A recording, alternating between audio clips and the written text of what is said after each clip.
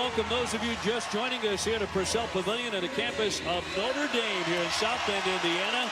Tremendous atmosphere. It is sold out for what so far is the premier women's game on the college schedule.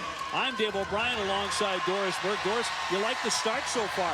Pretty well played in the early going. These are two terrific offenses. Yeah, two of the top 3 scoring teams in the country. The Irish out in front, number 1. They've been triple digits, it feels like, every single one of their games. And we've got 2 of the best players in the country. In fact, 2 of our 3 to see, and Breanna Stewart and Jewell Loyd. Well, 2 of the very best, and you expect the Stars to come out in a game of this magnitude. They're going to vie for National Player of the Year, both of them. Yeah, no question about it. Breanna Stewart has been the Final Four MVP in both her freshman and sophomore season. Such a versatile, gifted athlete. On the offensive end, there is very little she can't do. Yes, shoot the 3. Yes, go off the dribble drive.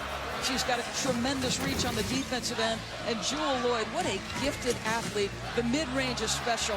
In transition, she's dangerous. She can stretch you with the 3 ball. She can go off the dribble. And today, with Moriah Jefferson checking her, I would expect those last 2 plays, we see a lot of that, because Moriah Jefferson is an excellent defender. She is much shorter than Jewell Loyd. The series history is fascinating. UConn has won the last 2 in the Final Four and the national championship, and Notre Dame won 7 of the previous 8. The last time they met here, it was one of the great games times in March of 13. That was for the Big East championship. You know, it strikes me about Notre Dame, especially in the last several years. We think about Connecticut, they lose great players and they simply fill in the gaps with more All-Americans. To me, that's exactly what Muffet McGraw has done over the last several years. Think about some of the losses she has had to endure. Skylar Diggins, no one expected them to get to a national championship game after losing Skylar Diggins. They did just that. UConn has the ball here, tied 10-10, in for Stewart, the reigning player of the year. And here's Morgan Tuck, the 6'2 sophomore, who has emerged as a giant piece for Gino Auriemma. 9 on the shot clock for the Huskies. Jefferson down the lane, a little point guard, that didn't touch anything. Allen, outstanding point guard for Notre Dame. She'll fire up a 3 and knock that down. That's not a huge part of their attack, but they're really good at it. This is the challenge for this young woman. A year ago, Natalie Achonwa needed the ball. Jewell Loyd needed the ball. McBride needed the ball. Now they need Allen to assert herself. Stewart to answer. A little bit too strong, and back over to Notre Dame. They want to run. The bounce for Loyd, averaging 21 a game, her 3.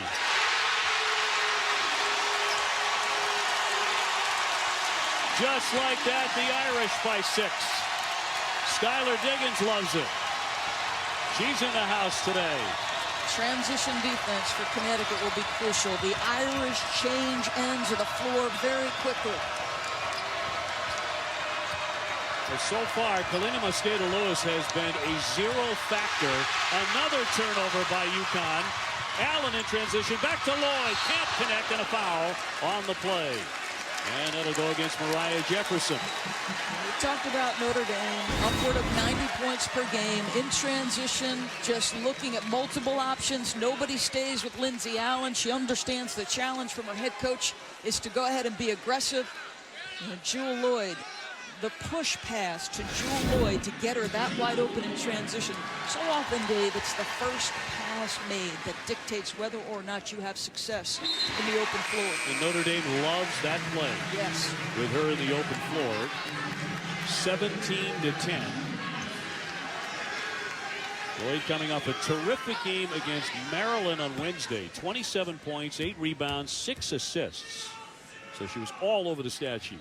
They rely heavily on her, and I think for both programs, it's a matter right now of defining your strengths, forging identities, identifying leadership. If you're Connecticut, you need 2 things today. You need defense and you need toughness. Let's see if they've got it. Mosqueda-Lewis off target on her first attempt of the day. She had been a complete non-factor. That one almost got to Loyd. Tipped out of play by Kalina Mosqueda-Lewis, who quickly hustled and deflected it out of play.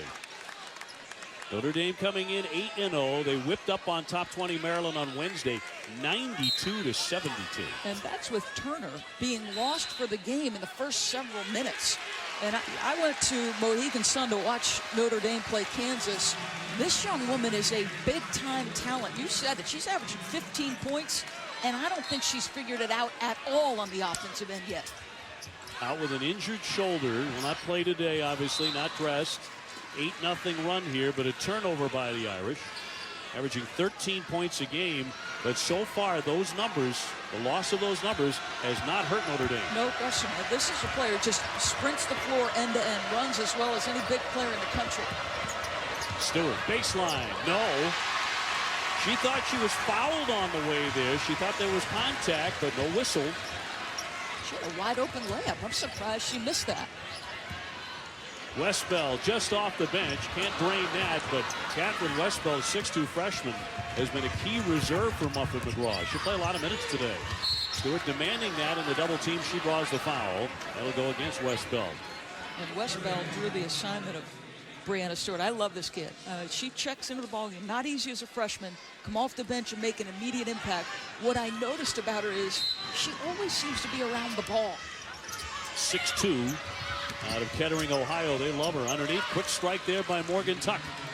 Got to find a way to generate some easy baskets. If you're UConn, nice little execution, duck in by Morgan Tuck. Well, the tone of a UConn Notre Dame matchup is just different than anything else, isn't it? Westbell can't get in.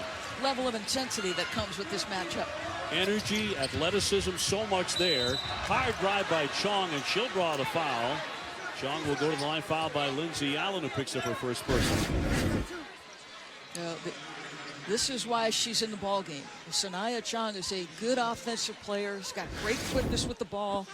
In fact, Gina Loriama told me early on in the preseason when I went up to practice that she is actually faster with the ball than Mariah Jefferson. No kidding. That surprised me. Making the first one. She started the first 2 games of the season, but after the Stanford game, despite scoring 20, she was relegated to the bench. She'll play a ton of minutes, but she's now coming off the bench. And it's all about her defense. That's something that she's going to have to come along with as she develops over the course of her career. The offensive end is fine. She shoots it great from deep. She's not afraid to put it on the deck. She's got speed and transition. But they could not handle Stanford's guards. Lily Thompson and Amber Araj tore them up. Quick release by Mabry, who will shoot it from just about anywhere inside midcourt. She's missed her first couple of threes today. So UConn trailing by 4. They cut into the lead. Here's Chong. Stewart demanding it down low for 2. Well, she had to battle. It looked like the pass might have been a second late, but you could tell Stewie wanted the ball on the post up. Well, look at her intensity. She really got knocked around by a very physical Stanford team. They disrupted her, even though she had a good game. She had something short of a great game. Here's Lloyd. Yes! Another triple. She is effortless. Jewel Lloyd puts the ball in the basket with great regularity and makes it look easy. Tuck. Strong with that right hand for 2. And she's off to an excellent start in this one. Of all the players' reactions in the aftermath of the Stanford loss, it was Stewart and Tuck who seemed to be most personally offended by it. No question. Cable into the game, one of the veterans coming off the bench. It's an unusual bench of seniors and juniors for Muffin McGraw. Here's Mabry again, and there's the 3 that may get her going. She is deadly out there. Westbell has got a versatile offensive game. Not afraid to mix it up. She's got the perfect frame for it, but she also has some things on the offensive end. First looking inside. Here's Tuck straight on. Too strong. Rebound batted to Notre Dame and Madison Cable. Lloyd feeding Mabry. Too strong there. Rebound picked off by Cable. Right back up with no. And the follow, and it'll be Lloyd at the line. Or Markeisha Wright heading to the line. And fouled on that play by Brianna Stewart. The Irish are in control early, thanks in large part to one of the best players in the country, Jewel Lloyd, working.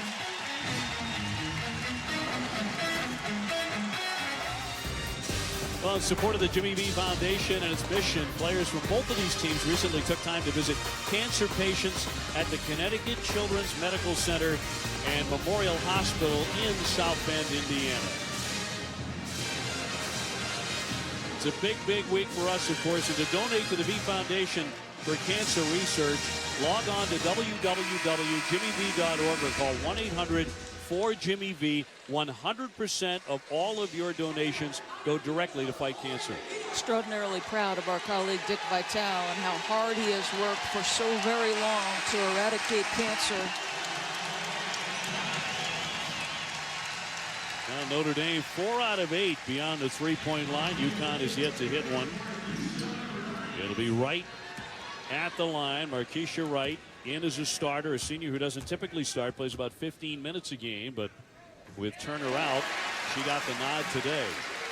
Yeah, think about her in the semifinals against Maryland last year. 12 points, 9 rebounds, big reason why they were able to advance to play UConn in the national championship. Something special to me, Dave, about a player who you're never sure how much you're going to be playing on a particular night, but you're ready nonetheless, and that's Markeisha Wright. Tuck to drive past Wright, who blocked, and there's an offensive foul. That'll be a charge on UConn. Morgan Tuck with the personal. Rotation there by Cable. In time. Nicely done. Cable a senior, Wright a senior, Huffman a junior, all coming off the bench. That's a traveling violation on the baseline. It'll go back over to the Huskies. Notre Dame on top 25-18. The Irish have 9 field goals, 7 assists on those 9 field goals. It's an unselfish team. It's a solid passing team. It's a team that's got multiple options. UConn coming in 5-1. Mosqueda Lewis. The floater won't drop, and a foul. Stokes is into the game and had a rebound knocked away and hit. The Jimmy V Classic is back on ESPN Live from Madison Square Garden. First, it's Villanova and Illinois. Then Indiana takes on Louisville. The 20th anniversary celebration for legendary head coach Jim Valvano. Jimmy V Classic, Tuesday at 7 on ESPN. Indiana fresh off that win in the ACC Big Ten Challenge. Louisville under Rick Pitino, undefeated yet again, at least through the early part of the year. How about Michigan losing today? NJIT. New Jersey Institute of Technology, we kid you not. Thrown away, and Lloyd picks it off. Up ahead for Allen. She'll drive it. Can't connect. Stokes with the rebound. That'll trigger a fast break now for the Huskies. Jefferson wants to go quickly. And no whistle on that play. Lloyd open for a 3. See, Jewell Loyd is a star that's hard to guard, but she's unselfish. She's going to give it up, sometimes to get it back for herself, sometimes to make a play for her teammates. Already Jewell Loyd with 15 points.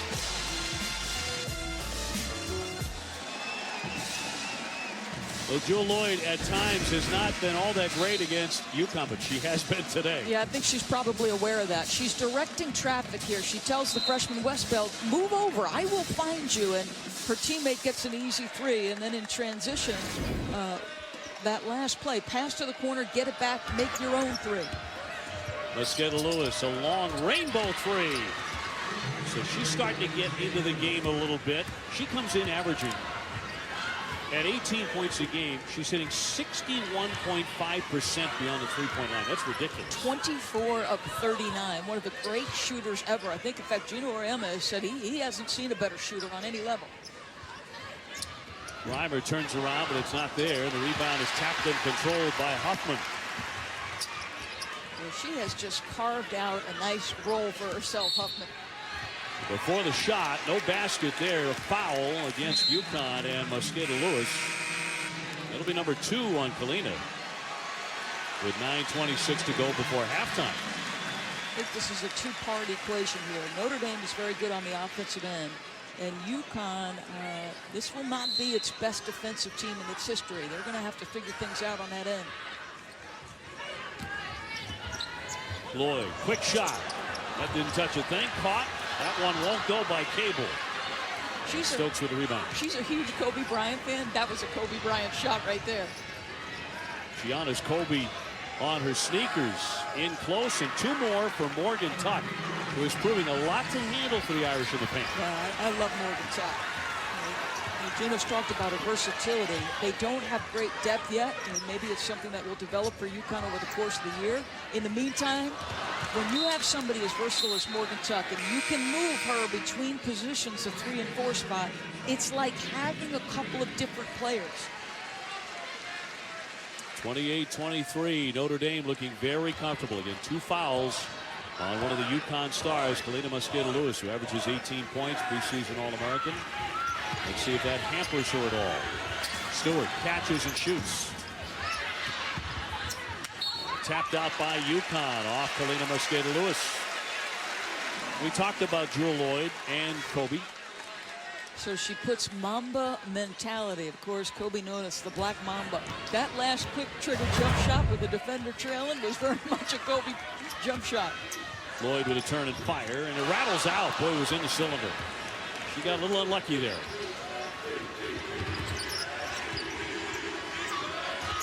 Stewart wants to paint. Mosqueda-Lewis lets fly. A rare miss for her, but a whistle underneath and a foul against the Fighting Irish. Stops the clock with 8:13 to go in the first half. The building sold out here at Purcell Pavilion. Doris and I have been here in South Bend being taken very good care of all week by the great folks at Notre Dame. We were here for Wednesday's men's game, which Notre Dame won in a thriller overtime over Michigan State. We wouldn't mind an overtime today. Not at all. Not at all. Last time they played here, it went 3 overtimes. Stewart again. Yes. So one of the things you try to do is get your best player as many shots as possible. So the last 2 possessions, Gino ran a stagger screen. Stewie comes up, misses that jump shot. Another multiple screen set, and she makes the second. And now UConn drops into a zone. Reimer gave up the dribble. Is right at the foul line. Allen off the fake. Drives the paint. Stokes with another rebound. She's been terrific on the glass early. Nurse, the freshman, to drive it and draws the foul. Very aggressive offensive play. 7:32 to go. First half of one of the most intense rivalries in college basketball. UConn and Notre Dame at it again.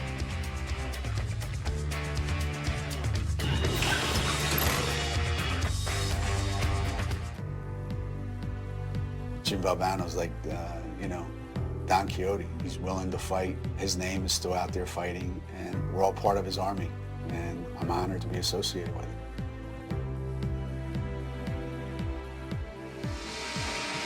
It's a great line by Gino Auriemma. But Jim Valvano, the Don Quixote, and still out there fighting. 28-25, Notre Dame with a 3-point lead. I think Jim Valvano, his legacy will be about the fight against cancer, but that's a national champion, a husband and a father, a brother, remembered by an awful lot of people. Ian Nurse at the line, foul before the break by Hannah Huffman. Nurse hit 64%, just a freshman out of Hamilton, Ontario. Had a 22-point game against Creighton. Back up and in for 2 by Stokes, who's made a pretty good impact since coming off the bench. She's got to use that frame, her athletic ability, and her length to contribute on the backboards, be a rim protector. So tied at 28. And Kia Nurse is face guarding Jewell Loyd. Gino has seen enough, 15 points in the first half already, so let's try to deny her touches. Another freshman in the game for Muffin McGraw. Michael Johnson out of Huntington, West Virginia. Shot clock winding down, so Loyd had to force it up there. So they didn't get the offense in gear on that occasion. Nurse on a hard drive. Tough bank, and she got it to go. Boy, that was a very difficult angle. And Muffin McGraw asks for a timeout. She's not happy. Kia Nurse plays beyond her years. And this is a player who has already been with the Canadian national team, so has played with and against older players. So UConn jumps into the lead under 7 minutes to go in the half. And in a crucial Big 12 matchup, the Wildcats battle the Bears with a critical playoff implication on the line. ESPN College Football. That is number 9 Kansas State against number 6 Baylor tonight at 7:45 Eastern on ESPN. Well, you think Mr. Mariota won the Heisman Trophy with his performance last night? They had 5 touchdowns, responsible for 5 last night. Got to believe he's in pretty good shape. I think he's in good shape. Yeah. Great win for them. UConn with a 2-point lead. Notre Dame undefeated at 8-0. The Huskies, of course, 5-1. Saw their 47-game win streak come to an end in the second game of the season. A 2-point loss in overtime at Stanford. Lloyd working on a 15-point half. Here's Johnson from the corner, and that didn't touch anything. So she airmailed that. And now UConn looking for a little bit of an advantage. Here's Stewart on a difficult catch, tips in her own miss. Now, tried to tip it in, missed it. Yeah, it was good identification by her teammate because Michael Johnson was checking her. Stewart wanted it badly. I'm surprised. That's a couple chippies she's missed. No foul there. It's a 14-0 run for UConn. Mosqueda Lewis with a really nice pass, and that's going to be 2 for Morgan Tuck. So defense turning into transition offense, and the Connecticut Huskies now by 4. 32-28. Reimer facing up, but no, too strong. One and done. Now, through the early part of the game, the Irish were getting multiple looks on the offensive end of the floor. Better job on the defensive backboards. Are going to get tough for an offensive foul, though. So Tuck with the personal. 5:36 remaining in the half.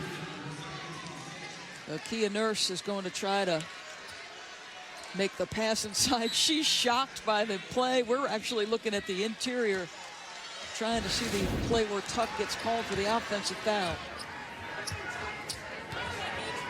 So now the Irish suddenly looking for an answer. They're number 2 in the poll. UConn comes in number 3. Right back for Lloyd. And she has cooled off a little bit. Really good job. Now, see, Nurse is doing a great job, but her teammates have got to help her with Lloyd. Stokes does a good job on the challenge. Stewart lets fly, too strong. Tuck had the rebound batted out of her hand, and it's going to be off of her in the end with 5:09 to go in the half. But she's been around the ball, though, hasn't she, Morgan Tuck? She's contributed in every phase. Scoring, rebounding, assisting. Well, right now, the 2 best players on the floor for UConn are certainly Tuck and Nurse. Yep. And not necessarily Mosqueda Lewis and Stewart. Allen from 3. Boy, they let her open all day to hit that shot, but she missed it. And now Nurse will set up the offense for Gino Auriemma. Right now, they have the advantage, and they have the head of steam. Tuck again. Out of a double team. Stewart's in the corner. Here's Stokes on the baseline. Back to Tuck. They're going to her time and time again. Reimer throw it away right into the hands of Kalina Mosqueda Lewis. Cable got back defensively, but she'll attack anyway and lay it in. Good little change of pace, and Muffet McGraw wants another timeout. That was a senior play to go in strong with that right hand, and another timeout for Notre Dame as UConn has grabbed all the momentum. Well, the points in the paint differential is significant. It feels like all of UConn's baskets are coming inside. That's why they've got a 6-point lead.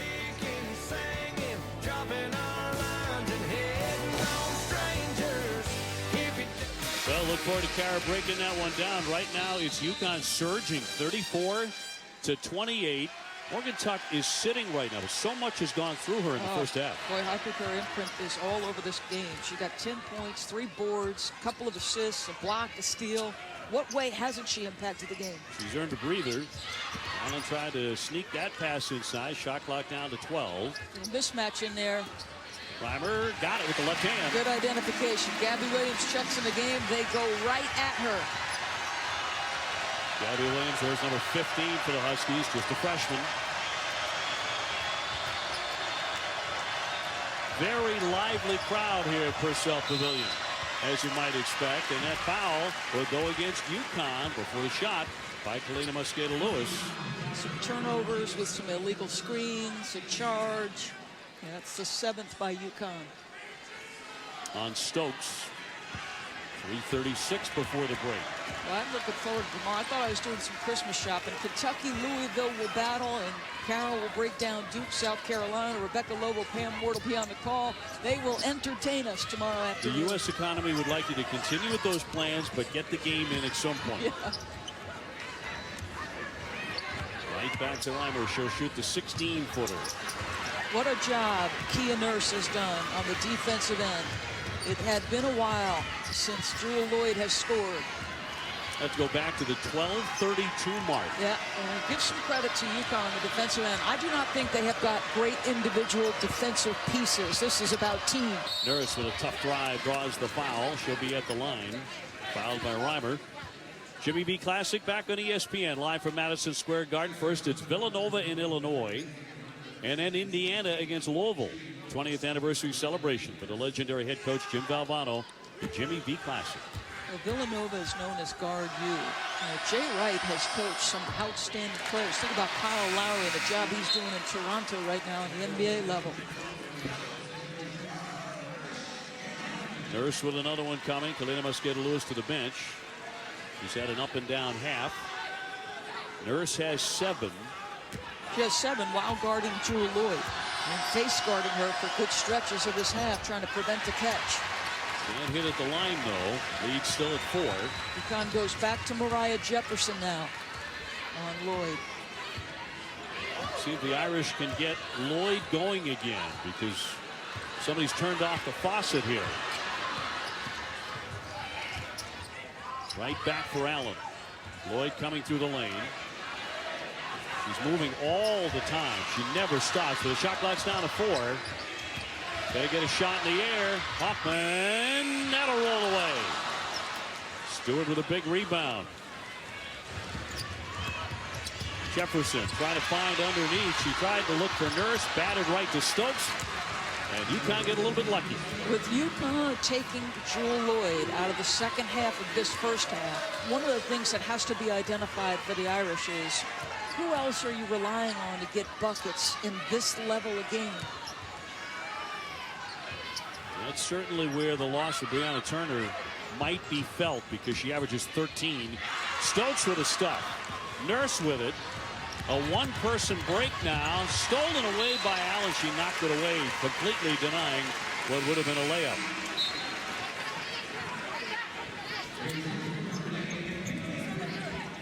The next game's up at Dandy, Zagat in Arizona.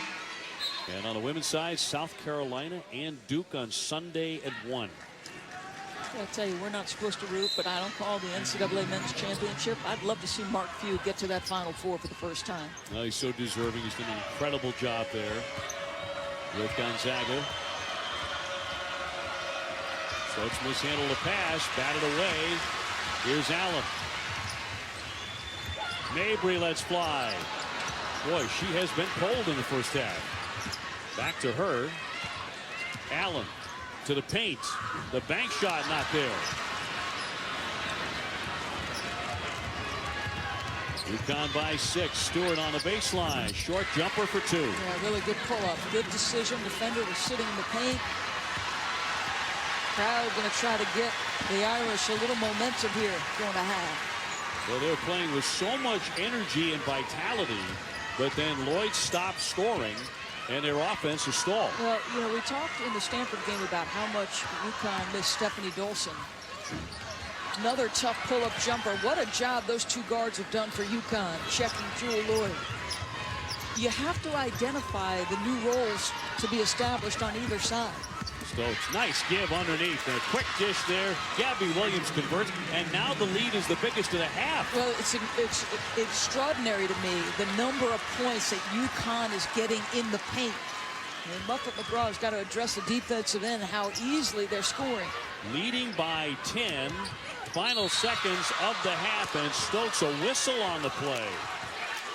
Gino Auriemma thought for sure that was a clean block. I'm positive Kia Stokes thought it was a clean block. Wow.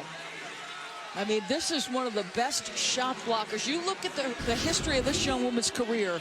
Blocks per minute is extraordinary. What'd you think there? I thought there was actually contact before. I would love to see it again. Yep. Okay, and here's one thing they tell the guys. If you go straight up, does she go straight up? Yeah, who created the contact? Yes. Yep. I don't necessarily mind the whistle. I just, you know, one thing you got to be careful about is when you have a great shot blocker, let the play develop, and you can hesitate with the whistle for one moment. Well, Loyd went to the line, knocked him down, 8-point game. UConn holding for a final shot before halftime, and Jefferson tried to save it but couldn't. The last 2 turnovers have got to be maddening to Gino Auriemma. Stokes doesn't handle a pass cleanly, and a rushed play there. And think about this. The last 2 losses Connecticut has had in this particular gym, 30-plus turnovers in the triple overtime, 25-plus in the single overtime. You don't win on the road, turn it over like that. Here's Allen trying to get a shot up here. It's off to Lloyd in front of the horn, but she can't hit it. And that's how the first half comes to an end. UConn surging into an 8-point lead at the break, 40-32. Just an impressive effort, an impressive job running offense to get easy points. Look at the run. Wow. 22-4 for the Huskies. As we go to Steve Weissman and Kara Lawson back in the studio with the Mazda halftime report. Welcome into our studios alongside the Tennessee All-American Kara Lawson, Steve Weissman with you here. A tale of 2 halves, Kara, in this ball game where it was all Notre Dame to start, and then UConn just went on that massive 22-4 run. Did you just drop parabola in the highlight? I did. Okay. Geometry for you. It was an impressive defensive performance. I think when you look at Connecticut, and Jewell Loyd, as you said, Steve, did get off to such a hot start.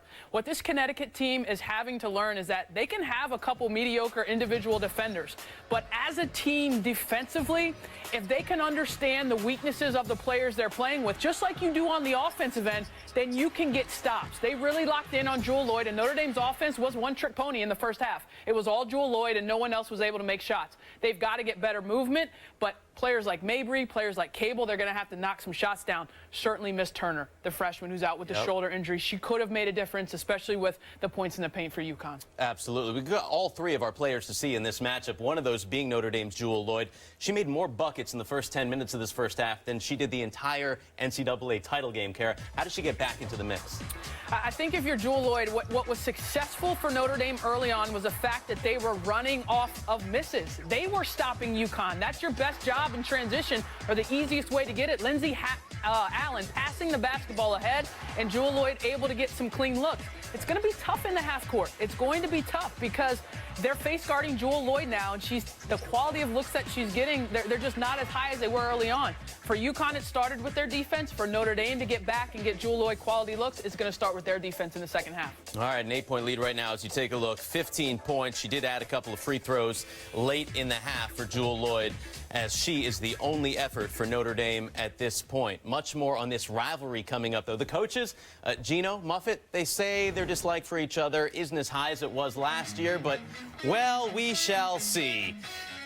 What they have done in last year's national title game, we'll revisit that and see what you think about the biggest rivalry in women's hoops right now. Steve Weissman, Kara Lawson back with you. And how about Jewell Loyd early on? Just in her comfort zone, her ability to elevate, rise, and fire makes her such a special offensive player. She's got 17 to lead all scorers at the half right now. Her team, though, down 8. Now, the 2 coaches in this rivalry have had more than their share of success. Both Gino Auriemma and Muffet McGraw have won more than 70% of their games as college head coaches, each ranked among the 8 winningest head coaches in Division I women's hoops. They both reflect on this big-time rivalry. It's over. Notre Dame has done it. They have beaten UConn 90-75. Probably the biggest win in the history of the Notre Dame program. You know, I don't think it's a rivalry until you can win a few games. So I don't know that I could look at that, even that first win, and say maybe that was when it began. But, you know, that was a big moment for us. They were #1 the first time we beat them in 2001. But I think sustaining the ability to win is what makes it more of a rivalry. And, you know, over the past few years, I think it's been a lot more competitive than it was for the last 10 years. Both of the teams have been very open, and certainly the head coaches have, about their dislike for one another. The rivalry has gone a little away from the civility that it was when we were in the league together. You know, this is a function of women's basketball. Sometimes we act like girls, like we're supposed to go to dinner every night.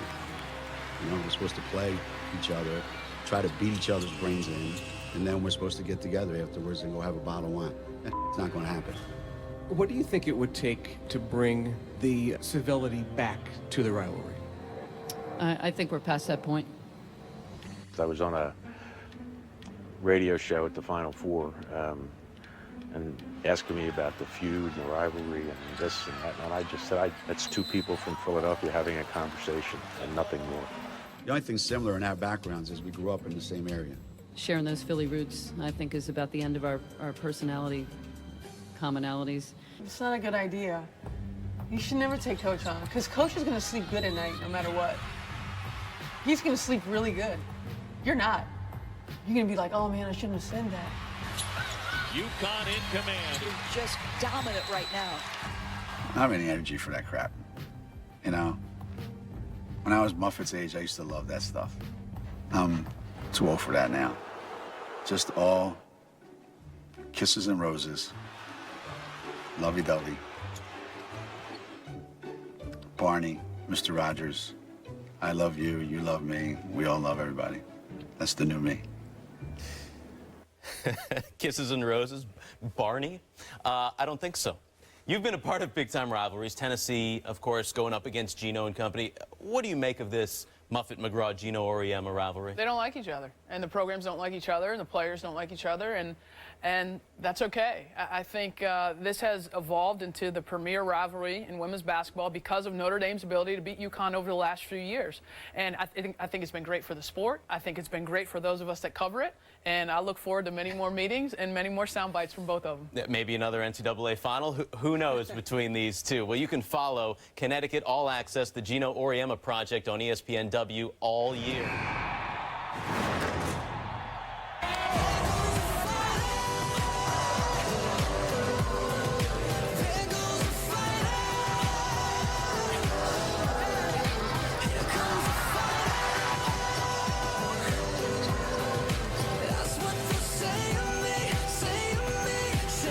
We welcome you back to the Jimmy V Women's Classic presented by Corona. It's part of Jimmy V Week for Cancer Research on ESPN. We continue our commitment to the V Foundation and Jim Valvano's dream to defeat cancer. Welcome back to Notre Dame, ready for the second half. At the break, UConn surging to an 8-point lead over Notre Dame. Jewel Lloyd, the star for the Irish, 15 quick points, then cooled off. What did the Huskies do to her? Well, I thought Kia Nurse and Mariah Jefferson did a great job just battling and some team defense around them, because Jewel Lloyd is as gifted an athlete and combines that with great basketball skill. A very versatile offensive game. Out in transition, she can stretch it from deep. She sprints right to the three-point line. Then she recognizes Jefferson on her, so they run her down to the post and let her take advantage of the size mismatch. But you just keep battling. Jefferson and Nurse are two of their better defenders along with Stokes. That was a little message like, okay, you're going to earn them this time. Tough jumper. I just thought that was a poor shot. Better job. The other thing on the offensive end for Connecticut, they took full advantage of the freshman being out. Look at the points in the paint differential. Brianna Turner not in there, the 6'3" freshman, and they get 28 inside. So Morgan Tuck winds up with 10 points in the first half. Stewart with 8 points and 4 rebounds. But if I had said to you in the first half, UConn was going to go 1 for 9 from 3 and turn it over 10 times, you would have said they're down 8 at half. Correct. That's a great point. Tuck off her leg and out of play. So an awkward start to begin the second half for the Huskies, who defeated Notre Dame in last year's national championship game, 79-58, number 9 for Gino Auriemma, who has never lost in a national championship. Tuck battling and wins that one. Here's Jefferson, the speedy point guard, up against Reimer. Man can't connect. One point Kara made at the half that I thought was crucial. She talked about early in the game when Notre Dame had the lead. Tough drive. When Notre Dame had the lead, they were running off Connecticut's misses. And once Connecticut started to make shots, make them with high efficiency, you take it out of the net. Nice. Another case in point right there, right? So that takes your transition game away because you're taking it out of the net big. And then you have to go against UConn's defense, which has had a chance to dig in. Brianna Turner out of the game, not playing, the 6'3" freshman for Notre Dame. A whistle here. Didn't start today, unable to go. How much of that has influenced what we have seen from Morgan Tuck today? Yeah, I mean, certainly without her length and athleticism and presence at the rim, things are going to be easier for UConn to score inside. The points in the paint differential has been incredible to this point. Jefferson picks up her second foul. Just getting started here in the second half in front of a packed house. Now, you tell me, Dave, you know, it's early December. If you're Muppet, do you sit your prize freshman at this point? Up and in for 2. It depends on her health. And It didn't look like that big a deal when she got hurt the other night against Maryland. It must be a bigger deal. Yeah, you know, it was a pile up early in the basketball game. Looks like somebody falls on top of her. Jefferson lets fly, but too strong. Tuck really scrapping for a rebound. She got it back. Outside to Kalina Mosqueda-Lewis. Tuck again, and 2, and she'll go to the line. Fouled by Reimer. 12 points, and a lot of it on this kind of play. And Morgan Tuck is a smart basketball player. You could see why Gina was so disappointed last January when she elected to have surgery. How strong a drive. Doesn't even have a great angle. She's going up against Reimer, who's a big frame, strong girl up top. Who just picked up her 3rd foul. Yeah, and she just is going right at her. Reimer has to go to the bench. Tuck a little short with the free throw. Huffman tried to save it and did. So 3 fouls, Reimer to the bench, and at 6'3", that's a big loss, especially the way number 3 is playing. That's another block by Tuck, and she's having a fantastic game. Jefferson to penetrate. Little out of control, thrown away to Lloyd. They have had some inexplicable turnovers. No question, Lloyd, maybe another one right there, and indeed it is. And on the line, it's going to be a turnover here by Kia Nurse. So a flurry of turnovers in the opening minutes of the second half. Walking the tightrope over here, trying to stay in bounds if you're Kia Nurse. Tippy toes. Oh, yeah, she touches the end line. Battle for that. Kalina Mosqueda-Lewis comes away. Nice fake and knocks in 2 points. That was a terrific little look away. Yeah, really nicely done. So UConn with their biggest lead today, up by 12. Lloyd to answer, but no, and she is stone cold here. Michaela Mabry has got to make her presence felt. You came on the broadcast talking about there's a nice pass. Tuck with a miss, Stewart with another miss, and a foul underneath against the Irish. Michaela Mabry was 0 for 5 from the first half. You talked about her. She's one of the outstanding shooters in the country. We talked about everybody's got to take a step up in the absence of what they lost. Chanwa and McBride, eyes on Mabry. Westbeld with the foul, and it's all turned in UConn's favor here at Notre Dame. 17-16 to go.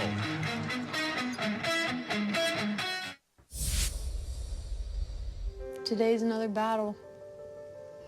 Sometimes I'm winning, sometimes I won't admit that I'm losing. But it's a struggle. It's a constant struggle. Today I want to keep living and keep cherishing the moment.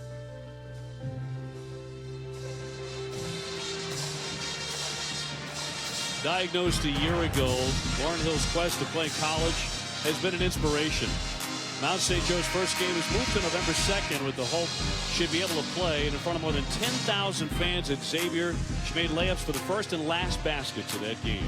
Lauryn Hill was able to attend Mount St. Joe's game on Wednesday night. ESPN and the V Foundation are making a $100,000 donation in honor of Lauryn Hill to fund a research grant toward pediatric brain cancer. We understand that Lauryn had a very, very tough day yesterday. Lauryn Hill, the word losing shouldn't come out of your mouth, kid, because you are as far from that as you can possibly be, Gabe O'Brien. No Stewart at the line here with 17-16 to go. And UConn opening up a 14-point lead. I said this on our NBA Countdown show a couple Wednesdays ago. Think about number 22s, right? Andrew Toney was one of my personal favorites. Clyde the Glide Drexler. That first left-handed layup she put down in that basketball game, that's as good as it got from a number 22.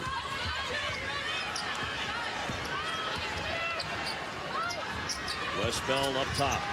Notre Dame needs an answer. Shot clock's down to 5. Huffman should have shot it. Gave it away instead. A scrap for that. 1 second on the shot clock. Notre Dame will have the ball. Great hustle. Just love to see kids get after it like that. And you put size on the inbounder, Breanna Stewart, to try to impede the vision of Westbeld. Got to heave it. Blocked partially there by Nurse. And so UConn will have it. Just keep a look at that number. This is the highest scoring team in the country, Notre Dame. 34 points on the board. We're just about 3+ minutes into this half. Well, please help us beat cancer. The V Foundation awards 100% of direct donations. Log on to www.jimmyv.org. You can do that right now or call 1-800-4-JIMMY-V to donate. Operators are standing by. Tuck again inside. What a game she's had. 16. 8 out of 12 shooting for Morgan Tuck. You just hope that she stays healthy. There's no restrictions. She can practice. Doesn't have to worry one day to the next. Can I go? Can I practice? Is my knee going to let me? Came in averaging 13 a game. She's already exceeded that. Westbell lost the handle on it. Down for it, Jefferson. Tied up on the play, and it'll be Notre Dame ball on the possession arrow. You have to wonder, where is Michaela Mabry? And Jewel Lloyd, well, as we said in the first half, somebody's turned off the faucet. After 15 quick points, she's had a devil of a time scoring, but Mabry, who really is the voice of the team, according to Muffet McGraw, goes to the bench here. She's had an immensely frustrating game. Junior sharpshooter. Here's Lloyd for 2, and maybe starting to get back into the fold. That's a tough shot, though. I mean, Jefferson does a very good job trying to stay in front. Tuck rotates over and help, challenges the shot, makes her score over the top. That's good defense. Stewart off the fake, but travels with it. So that came before the shot. Morgan Tuck has been the story, and what a game plan by Gina Auriemma to go through the 6'2" sophomore, not Mosqueda Lewis or Brianna Stewart today, and she has responded.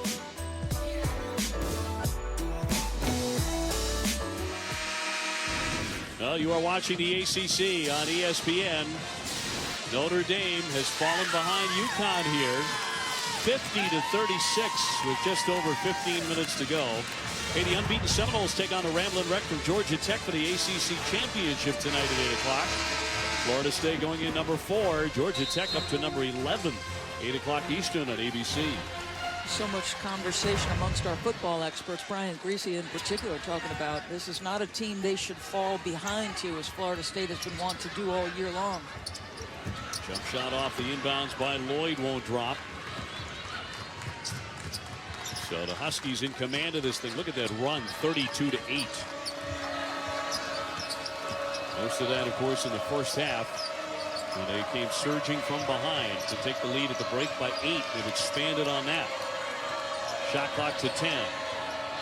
Here's Tuck again. Why not, the way she's shooting it? Picked off by Nurse. A difficult rebound on the baseline and draws the foul. She has also had, largely unsung, an outstanding game. Yeah, no question about it. And, well, I think if Gina Auriemma, the switches you made in the starting lineup have been crucial. You put Kia Nurse in. She is an outstanding defender, plays beyond her years. Morgan Tuck stretches the defense, allows for a little bit more space for Brianna Stewart. And let's not forget, Kia Stokes has been sensational this afternoon. When she has played, she's dominated the backboards. She stays within her role, blocks shots, does what she's asked to do. Jefferson Stewart setting a screen. Mosqueda Lewis out of the corner. Jefferson's the open three-point shooter. Can't stick it. They are leaving her open on purpose. She's not able to hit them. Lloyd penetrating. And an offensive foul. Charge against Notre Dame. And Jefferson absorbing that contact. Coaches talk about sacrificing your body. She did exactly that in this instance.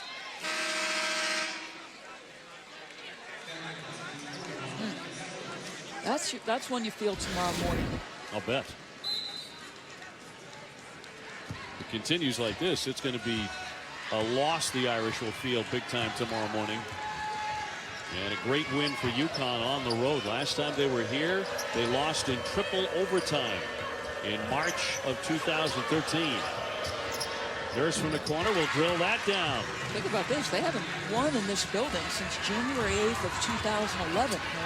That's about as long a drought as you'll get for this Connecticut program. This is becoming a typical UConn walkover all of a sudden. With 14 minutes to go, Notre Dame is getting knocked out of the game completely. Lloyd with a drive and a miss. Reimer's in foul trouble.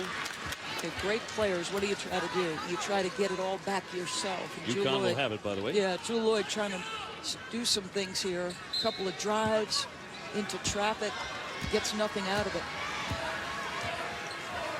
Lloyd 5 for 5 out of the gate. She was scalding the nets. 1 for 9 since.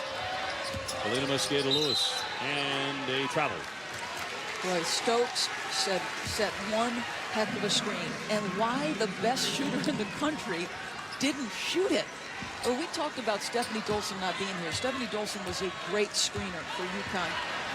Kia Stokes just got a shot for KML, and instead she turns it over. UConn's turned it over 15 times. That's very high at this point in the game. But on that topic, Notre Dame very sloppy. They've played that way since halftime, haven't they? Yeah, I mean, honestly, from midway through the first half. And give some credit to UConn, because Gino Auriemma has won 9 national championships on the strength of being the best defense in the country in an awful lot of those years. This is not a vintage defensive team for him. Guess who? Tuck with another rebound, but had it knocked out of her hands. Allen. Finally for Mabry. No, off target again. Just a cold day for her at the wrong time for the Irish. And here's Kia Nurse, the freshman. Very aggressive. And a blocking foul on the baseline. So that'll go against Notre Dame. Personal against Lindsay Allen. I'd like to see that one again. Dee Kantner was the baseline lead official. Oh, I don't know. I think I might go the other way on that. Yeah, looked like she got there. I thought it was a charge. So Nurse to the line.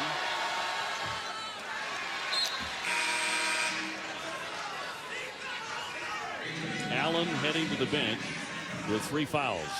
I mean, just to get back to our discussion in the first half, I think if I'm Muffet McGraw, I'd probably sit Brianna Turner. Remember, this is a young kid early in her career. You don't know her pain tolerance. You don't know her confidence level if she's not 100% right physically. And since it is so early, I'd probably err on the side of caution if I were a coach as well. It sounds like that's exactly what she did. Another whistle here with 12:48 to go.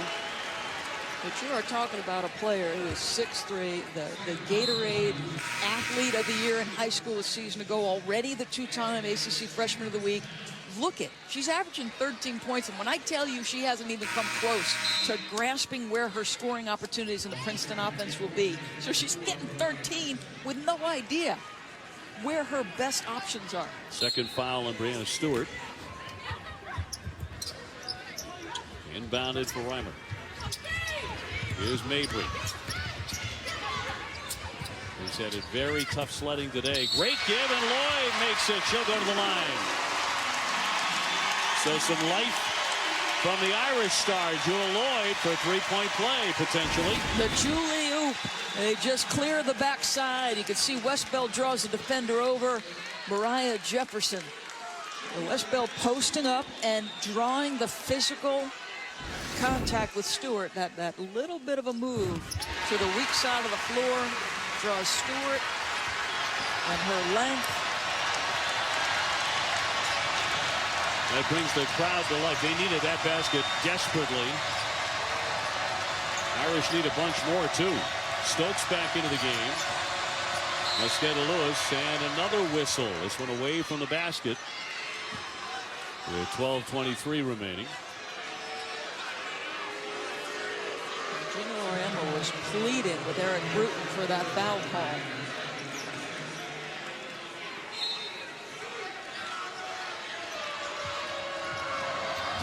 In for Tuck.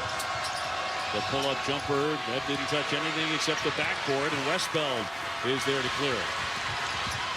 Lloyd trying to reheat, and she'll be at the line.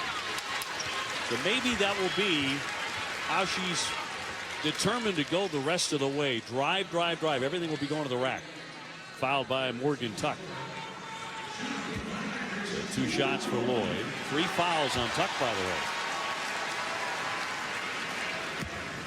Lloyd, an excellent foul shooter at 89%. Preseason All-America. See the numbers she's put up. This is now 7 times in 9 games that Jewel Lloyd has gone over 20. And aside from some stretches tonight, she makes it look easy. And 1 of 2. 13-point lead for UConn. Plenty of time left for the Fighting Irish.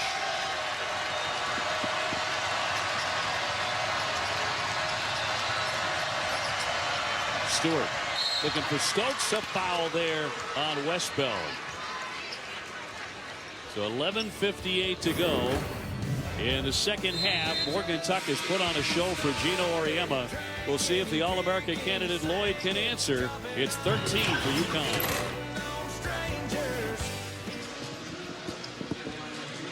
Okay, guys, thank you very much. Kiah Stokes at the line. It needs to be mentioned what she's done on the glass today. Doris, 14 rebounds for Stokes. There's a lot of questions after her first couple of years about whether or not she'd transfer, maybe go back to Iowa and play. I credit the kid. I mean, didn't get a ton of time over the course of the first couple of years, but it seemed to me that every time UConn needed her to deliver in big moments, whether it was foul trouble, whatever the case may be, Stokes found a way. And there's more on her shoulders this year. And how about the influence she has had backing up the great defense they played on Jewell Loyd. Just terrific. Senior out of Marion, Iowa. Fall away by Westbeld, but that won't drop. Tuck for another rebound. It's 8 for her. And how about Connecticut? They have out-rebounded Notre Dame 41-25. Stewart with a catch. She'll be at the line. Boy, 3 white jerseys. That was not an easy catch. She's got great reach. No, she's not had a big game with 10 points. Galena Mosqueda-Lewis with 9. But it's really been Stokes and Nurse and Tuck who have shown up in a big way, the biggest way for Gino Auriemma. Well, the other part of that equation, though, is the Irish are obviously going to send a lot of defensive attention. We've seen that with Breanna Stewart. Think about 3 bodies were around her when we saw them play Stanford. So it may not show up in a box score, but Stewart's influence will be significant. I think she's got to be prepared on a nightly basis for incredibly physical play against her. She's had some of the best games of her career against Notre Dame in Final Fours, averaging 25 points a game against them in Final Fours of championships. Stolen away by Jefferson on the baseline, right back by Lloyd. The scoop is in for 2. Wow.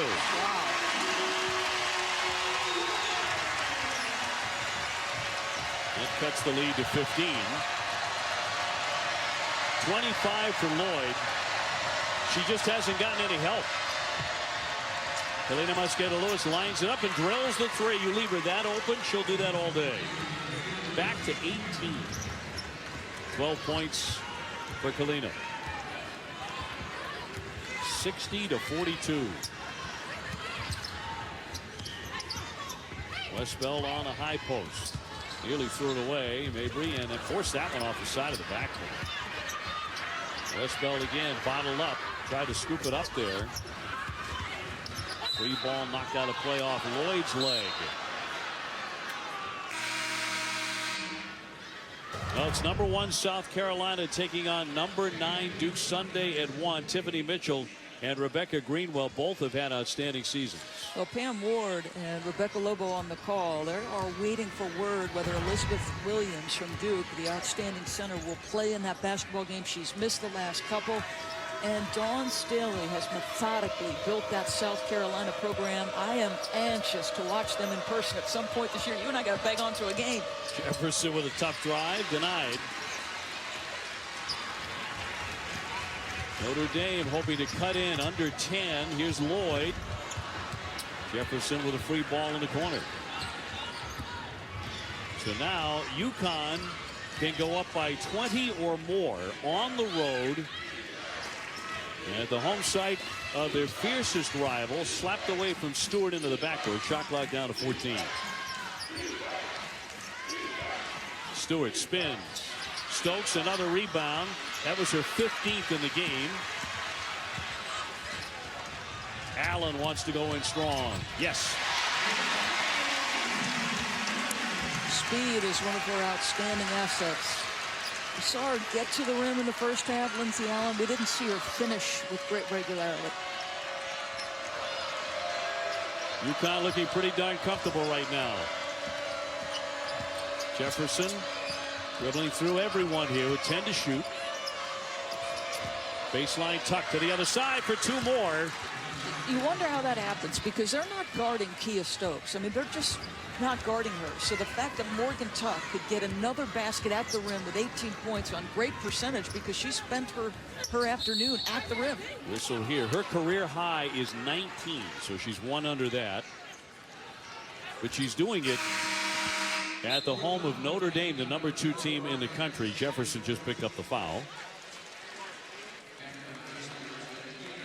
So she will head to the bench with 8:46 remaining. 4 on Mariah. Lloyd hit the deck, fouled on the play. I think a reluctant whistle by DeCantner. On Nurse. You like that a little bit as an official. Unless it impacted the play, I think she was just going to let that go, but she had to blow the whistle because it impacted possession. A Nurse should never do any harm. 8:44 to go. Allen will back it out now for the Irish. Stokes came out to guard. Allen slicing back in for 2. He's showing some offensive life. Well, this crowd is dying to become a part of it. But the Huskies have taken him out for long stanzas of this one.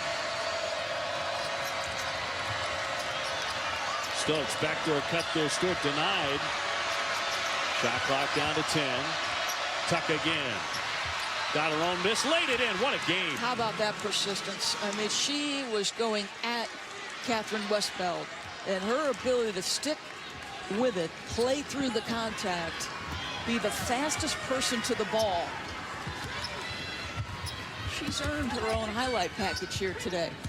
20 points, a career high, 9 rebounds in the best game of her career. Lloyd blocked.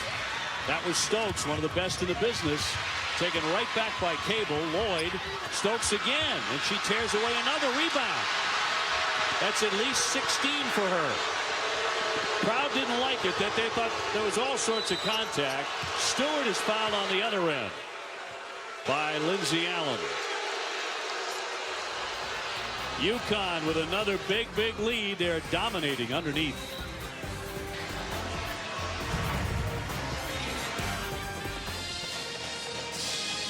Well, some of the crowd are dancing for Notre Dame, but they're not dancing because of that score. UConn dominating 64-46. The bigs are flat getting it done for the Huskies. Tuck and Stokes. Well, Morgan Tuck is finally healthy, and look what a healthy Morgan Tuck can do. Off the dribble drive, that's a player with size and skill.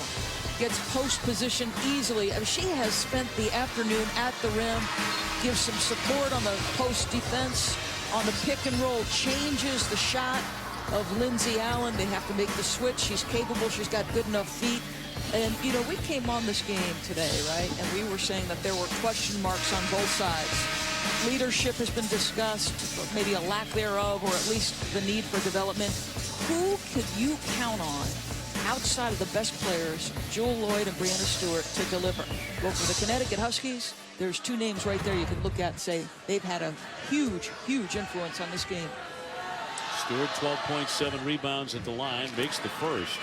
A comeback not out of the question for Notre Dame, but the secondary options outside of Jewell Loyd, Reimer and Allen, both are saddled with 4 fouls. Yeah, and I don't think we can undersell the absence of Brianna Turner. You know, they've played their first 8 games with her as a presence on the defensive end.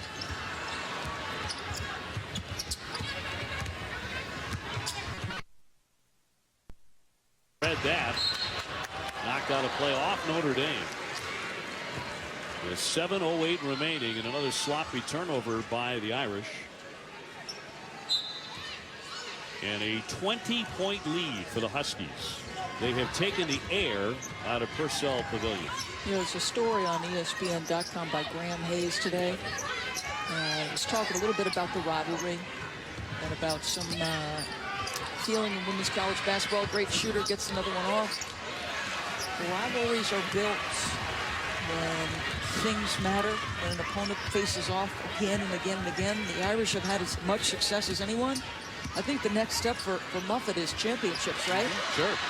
because in every other aspect, last 3 years, their recruiting is rolling. She's got a chance this year, Muffet, to go to her 5th straight Final Four. Can they start to make some inroads? One national championship to her credit. Can the program take the next step? Well, they have won 7 out of the last 10 head-to-head against Connecticut, but UConn's won the last 2, and those were in Final Fours when it mattered the most. And Tuck will lose the handle on that with 2 on the shot clock. And 6:08 left in the game, head-to-head since 2009. And no championships over that period for Notre Dame. 4 for UConn. Muffet McGraw, the most wins as a head coach against Geno Auriemma. But today, just flat unexpected. Yeah, no question. Even with the loss of Turner. One thing we have to say about Brianna Turner, she's a freshman. And who knew how she was going to react under these circumstances, whether she'd have a great game or not. Lloyd knocks in 2 more. And she has been it today. She's been the show for the Irish, unfortunately for them, with 27.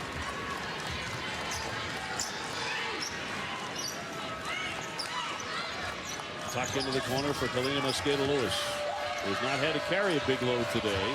Tipped by Lloyd. It'll stay on this end. I'm not sure why you're trying to make that cross-court pass. You've got the lead. And now they're going to change it. Change their minds, and it'll be UConn ball. I should say Notre Dame ball. These are the kinds of turnovers that pinch you in games. Think about Connecticut had, what, an 8-point lead underneath this 8-minute timeout against Stanford and still lost that basketball game. I think they felt like they should have won that. Backdoor cut. Lloyd airborne, draws the foul. 5:20 to go. This is what you want. You want an opportunity to get this thing closer with no time going off the clock. They've run that backdoor cut with much success. That'll be 5 on Jefferson, I believe. And so Mariah is going to have to exit. And so it'll be Lloyd to the line. Shooting 2 at 5:20 to go. Yeah, you could see they've run this to great success. You've got Mariah Jefferson, who gets hung up on the top side of Jewell Lloyd. They have run that on multiple occasions. She's either gotten a basket or she's gotten some free throws out of it. She's also gotten Mariah Jefferson out of the game. 29 for Lloyd. 16-point lead for the Huskies.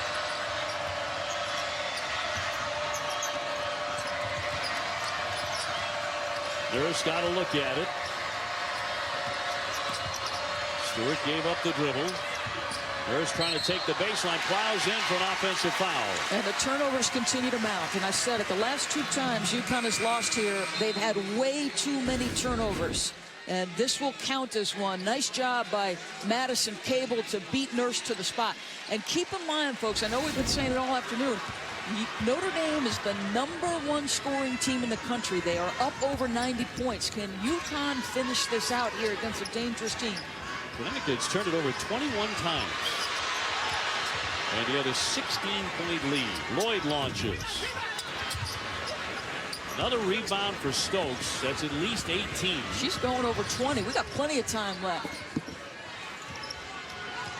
So having one of the great recent rebounding games in UConn history, and doing it against the #2 Notre Dame Fighting Irish in their building. Tuck inside, close, banks in 2 more. 22 points for her. You know what's fascinating to me? A year ago with Stephanie Dolson and Bria Hartley in the lineup, it didn't strike me that Geno Auriemma had to coach every possession. Reimer can't get it to go. He's coaching a lot today. Allen with a short jumper, got it.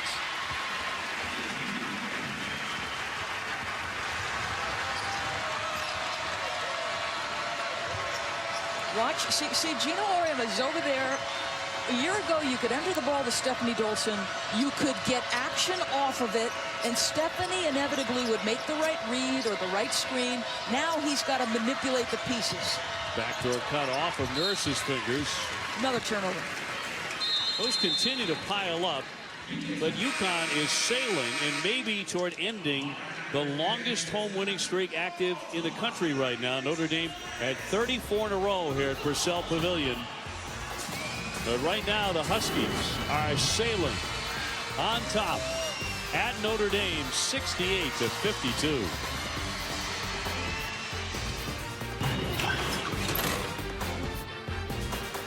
Steve, thank you very much. We have just a little over 3 minutes remaining here in South Bend. And Doris Burke, are we seeing a different way for Gino Auriemma to win than might have been expected?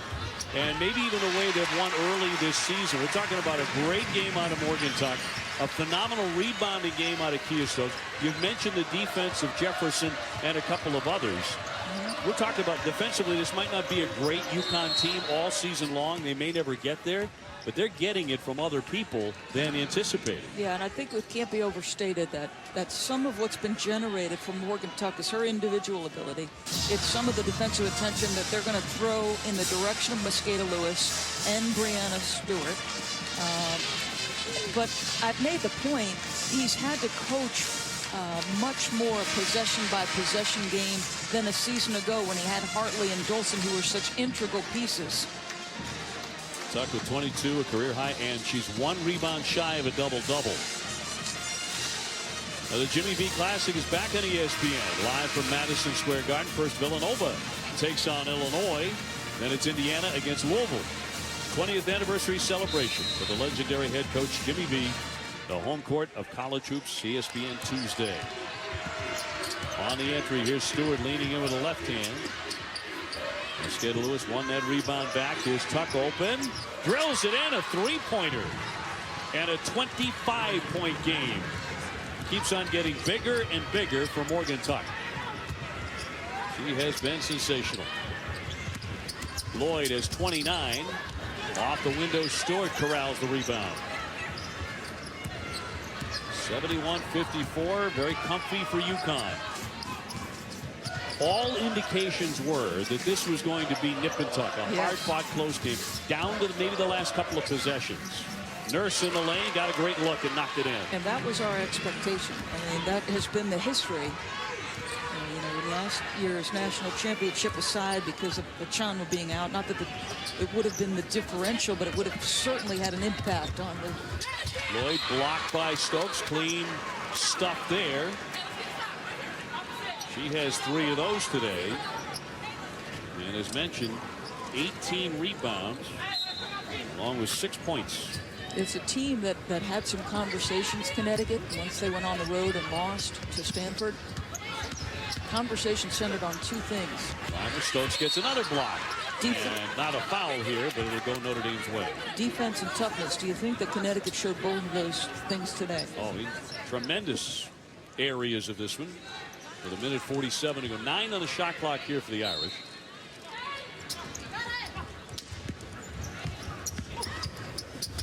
And kind of a wild shot there. It's going to be up and over the backboard by Lloyd. Now, a sellout crowd here from Muffin McGraw today. They came ready to cheer and make a lot of noise, and they were able to do it for about half of the first half. When Lloyd was on fire, got 15 quick points. They jumped out to a lead, and then Notre Dame started to miss shots. There's an offensive foul, and more to the point, UConn started to play great defense. Yeah. Mariah Jefferson, Kia Nurse absorbed the assignment of Jewel Lloyd. Nurse just picked up her 3rd foul. And it's been a long time since this game has been close. Sure has. Shockingly enough. I'm very anxious to watch Louisville and Kentucky face off tomorrow. Travel here. You've got Jeff Walls, who's got 2 outstanding freshmen leading the way in scoring for the Cardinal. But in a rivalry game in state, huge crowd, lots of intensity. You wonder if the older players, someone like Sarah Hammond, doesn't sort of settle the tempo, make sure everybody's calm. And then Duke and South Carolina, and Rebecca Lobo on the call was asking her earlier what kinds of things she was looking for in that basketball game. She said, you know, this is a good road test. Don't let the back-to-back losses by Duke fool you. That is a good Duke team. They've been without Elizabeth Williams. You get the feeling Rebecca is really excited to call that. Another offensive foul. This will go against UConn with 1:12 to go. The brightest stars for UConn today have been Morgan Tuck with 25 points. It's a career high. She also has 9 rebounds. And Kia Stokes with 18 rebounds. And she's also blocked 4 or 5 shots. Lloyd straight on. And that ties her career high with 31 points. But no one has followed her today, Doris, on the Notre Dame side. Well, Michaela Mabry, who, as you said, is one of the outstanding shooters, just couldn't get one to drop. She had a couple of wide open looks that we expect to go down. But I think you're still finding yourself. To be honest with you, I think you're still finding strengths, identifying roles on both sides. Stewart draws the foul. And so the Huskies, who have dominated the glass today, continue to be relentless. They're going to wind up with a giant rebounding advantage here this afternoon for Gino. And UConn about to go to 6-1. Notre Dame will suffer their first loss. And remember, it wasn't until the national championship last year that one of them lost. That was a battle of perfection until UConn won the title over the Irish, 79-58.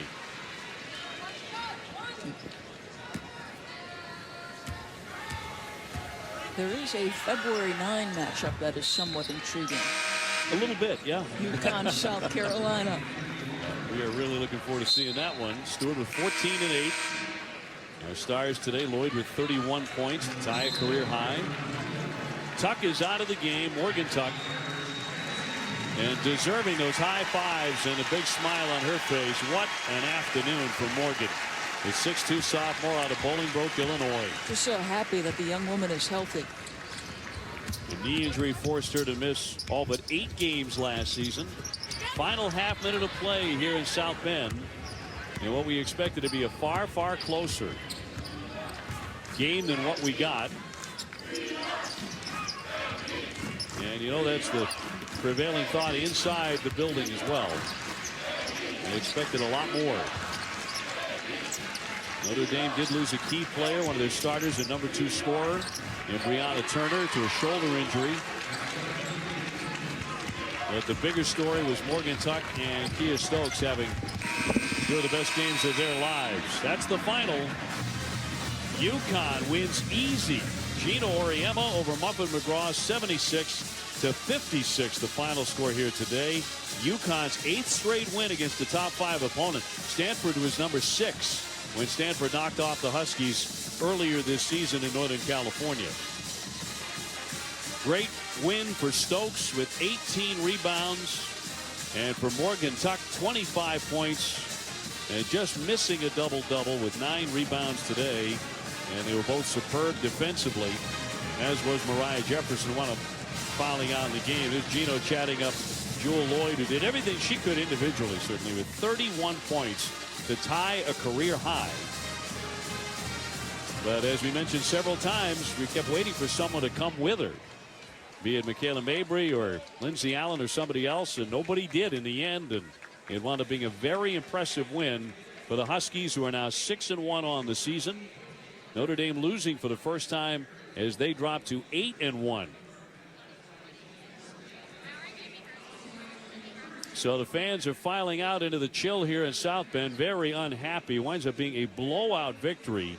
UConn winning 76-58, and Doris is with Gino Auriemma. You could probably point to any number of players who did a heck of a job. The defense by Nurse and Jefferson on Jewell Loyd. But let's begin with Morgan Tuck. I mean, what's it like to see that kid healthy for the first time in a while? You know, we didn't have her, obviously, for long stretches last year. And it's hard to explain how good she is. And not just that, you know, I don't know what she's great at, and I say this about her all the time, but she seems to be pretty good at just about everything, you know, and she makes a big 3 there, you know, to kind of stop a run. And she just is a really good basketball player who does a lot for us. And I can't say enough about her. We're really fortunate to have her, that's for sure. You moved some pieces around in the aftermath of the Stanford game. You put Nurse in the starting lineup. Stokes comes off the bench. What did you think of the effort Kia Stokes gave you today? You know, I wish I could figure Kia Stokes out. Just when I think she's not going to give us anything, she gives us a game like she gave us tonight. She was incredible. And she played with confidence, you know, like she played like I belong here and I'm good and I know what I'm doing. And maybe this is the start of something. I haven't been able to get through to her, so maybe the Irish got through to her. You're Irish, what the hell, you know. I have no answers either. A year ago, you had Stephanie Dolson, Bria Hartley, two players who had been so integral. How much different is coaching this team for you personally? How much different is coaching this team? Oh, it's way different. It's way different. You see, our offense is kind of like touch and go. You know, we have to get a lot off our transition. Our half-court offense is just okay, and last year was great. You can't replace somebody like that. But little by little, you know, we're going to have to find our way. We'll have to find an identity for this team. You know, we beat a really, really good team, and I know they didn't have a really good freshman. You know, Brianna Turner is going to be a heck of a player. So we just beat a really good team on the road. So it's December 6th, so I don't want everybody jumping up and down and thinking this was a national championship game. They're going to get a lot better. We're going to get a lot better, but I'm pretty happy right now. Congratulations. Right. Dave. Smile says it all for Gino Auriemma as the Huskies knock off Notre Dame on the road easily, 76-58. Coming up, we have men's college basketball in Tucson, Gonzaga, and Arizona. For Doris Burke, I'm Dave O'Brien. Right now, back to the studio and an update with our man, Steve Weissman. Steve? You're the man, OB. We are about 6 minutes from tip. Brandon Ashley, Arizona. They beat Gonzaga in the round of 32 back on March 23rd by 23 points. Can the Zags get their revenge today? Top 10 matchup coming for you next year on ESPN.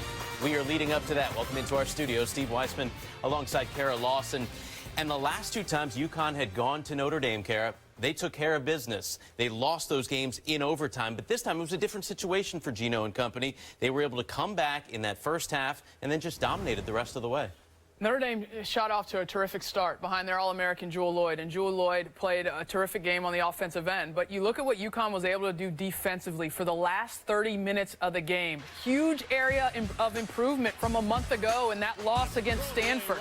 How sound they were on the defensive end of the floor. Again, you don't have to have 5 great individual defenders on a team, but what you have to have on the defensive end is synergy, understanding who needs to go where and who you need to key on. They keyed on Jewell Loyd, and Notre Dame didn't have an answer. They didn't have another player that could step up and make plays. And they didn't have Brianna Turner, who missed this game with the shoulder injury. Tough for her. We talk about all the big names, Kara, Brianna Stewart and Kalina Mosqueda-Lewis and Jewell Loyd, who had a fantastic game with 31 points. But Morgan Tuck really stepped up for UConn today. Yeah, she did. I mean, her experience shone through. This is a player that's been in the UConn program. This is her 3rd year, but she's just a redshirt sophomore. But you heard it from Gino right there. She does a little bit of everything for this team, but I think her most impactful attribute is her poise, how calm she is. She's a player that they can move around to different spots, but she doesn't get rattled. So necessary in a road environment like this. Morgan Tuck really calmed this team down, and UConn had a player with all the attention going to Brianna Stewart for UConn. They had a player who could step up and make plays. Morgan Tuck did that, and that's what Notre Dame didn't have.